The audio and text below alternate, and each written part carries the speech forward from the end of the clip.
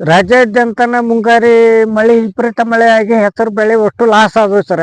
Loss ಆದವು ಅಂದ್ರೂ ನಾವು ಮನವಿ ಇವತ್ತು ಏನು ತಹಸೀಲ್ದಾರ್ ಕಚೇರಿಗೆ ಮತ್ತು ಹೊಳ್ಳಿ ಡಿ ಸಿ ಆಫೀಸಿಗೆ ಎಲ್ಲ ಕಡೆ ಮನವಿ ಸಲ್ಲಿಸಿದ್ವಿ.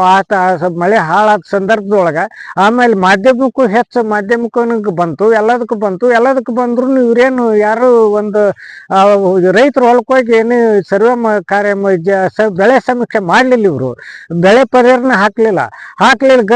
ಗದಗ ಜಿಲ್ಲೆದಾಗ ಎಚ್ ಕೆ ಪಾಟೀಲ್ರು ಒಂದು ಬೆಳೆ ಸಮೀಕ್ಷೆ ಮಾಡಿ ಎಲ್ಲರಿಗೆ ಪರಿಹಾರ ಹಾಕಿದ್ರು.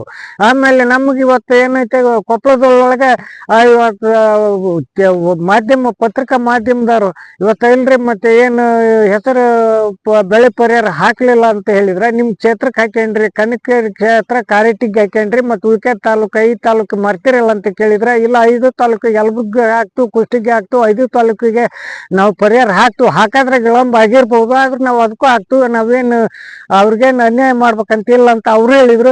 ಇವತ್ತೇನು ಡಿ ಸಿ ಆರನ್ನು ಹಿಟ್ನಾಳ್ ಅವರು ಸುರೇಶ್ ಹಿಟ್ನಾಳ್ ಅವರು ಸಹಿತ ಅವ್ರು ಕೂಡ ಇವತ್ತು ಏನು ಹೇಳಿದ್ರೆ ಮಾಧ್ಯಮಕ್ಕೆ, ಇಲ್ಲ ನಾವು ಹಾಕ್ತೀವಿ, ರೈತರ ಪರಿಹಾರ ಒಂದು ಅರ್ಜಿ ಕೊಟ್ರೆ ನಾವು ಹಾಕ್ತೀವಿ ಅನ್ನೋ ಮಾತನ್ನು ಅವರು ಅವ್ರು ಹೇಳಿಕೆ ಕೊಟ್ಟಾರೆ.